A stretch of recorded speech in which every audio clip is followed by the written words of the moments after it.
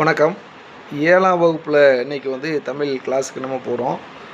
நேராக கரும்பலகையில் போய் நிலா முகம் அப்படின்னு எழுதுகிறோம். இன்னொரு பக்கத்தில் அதுக்கு பக்கத்துலேயே முத்து பல் அப்படின்னு எழுதுகிறோம். அதுக்கு பக்கத்தில் தேன் சொல் அப்படின்னு எழுதுகிறோம். மலர் மென்மை அப்படின்னு எழுதுகிறோம். எழுதிட்டு ஸ்டூடெண்ட்டை பார்க்குறோம்.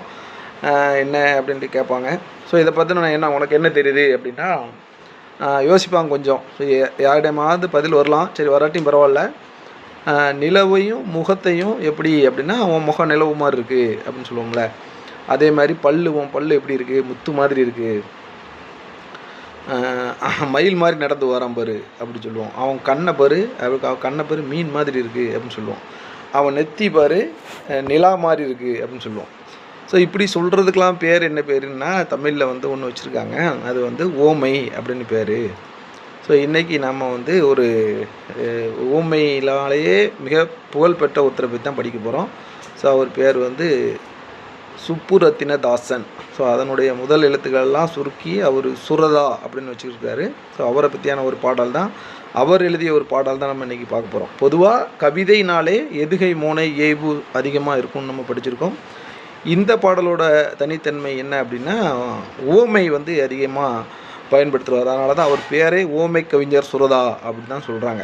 ஸோ அதனால் ஓமைன்னா என்ன? ஸோ ஒரு பொருளை இன்னொரு பொருளை மாதிரி ஒப்பிட்டு சொல்கிறது தான் ஓமை. நெற்றி நிலா மாதிரி இருக்குது அப்படின்னு சொல்கிறோம்ல, அதுக்கு பேர் தான் ஓமை. சரி, இந்த காடு பாடத்தையும் கவிதையையும் நாம் எதுகை மோனை உள்ள சொற்களை படிலாம் நல்லா வாசிக்க காமிச்சிட்டு அவங்கள்ட்ட நிறையா எதுகை மோனை சொற்கள் வாங்கிட்டு தாண்டி ஒரு ஓமையை நம்ம வாங்கிட்டோம்னா அதுதான் இந்த பாடத்தினுடைய வெற்றியாக இருக்கும். ஸோ ஏதாச்சும் ஒரு ஓமை கண்டிப்பாக கிடைக்கும், மாணவர்கிட்ட வாங்கலாம். நான் சீவக சிந்தாமணின்னு ஒரு பாடத்தை நடத்துகிறப்ப அந்த மலை மேகங்களில் உள்ள வெண்மையான மேகங்கள் காற்றடித்து நகர்ந்த உடனே அந்த மலை எப்படி இருக்குது அப்படின்னா பாம்பு தன்னுடைய சட்டையை உரித்தா எப்படி பளிச்சுன்னு இருக்குமோ அதே மாதிரி மேகங்கள் இல்லாத மலை இருந்தது அப்படின்னு சொல்லிட்டு பசங்கிட்ட நடத்திட்டு நீங்கள் ஒரு ஓமை சொல்லுங்கடா அப்படின்னு சொன்னோன்னா நிறைய வந்துச்சு. எதிர்பாராமல் ஒருத்தன்ட்டு வந்துச்சு பாருங்க, பயங்கரமாக வெயில் அடிச்சிருந்துச்சு பக்கத்தில். ஸோ அடிக்கிற வெயிலில் ஆம்லேட் போட்டு சாப்பிட்லாம் போல் சார், அப்படி வெயில் அடிக்குது அப்படின்னு சொல்லிட்டான். ஸோ அதுதான் ஓமையினுடைய வீரியம். மாணவர்கள்ட்டேருந்தே நம்ம ஊமை வர வச்சிட்டோம்னா அதுதான் இந்த பாடத்தினுடைய சூப்பரான கற்றல் விளைவுகளை வெளிக்கொண்டு வந்ததுக்கு சமமாக இருக்கும்.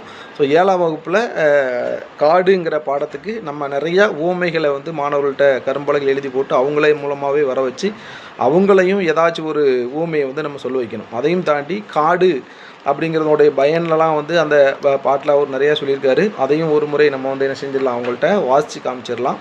ஸோ நோக்கம் ஓமையை மாணவர்கள் கற்றுக்கொள்வதாக இருக்கட்டும். நன்றி. அடுத்த வகுப்பில் சந்திப்போம்.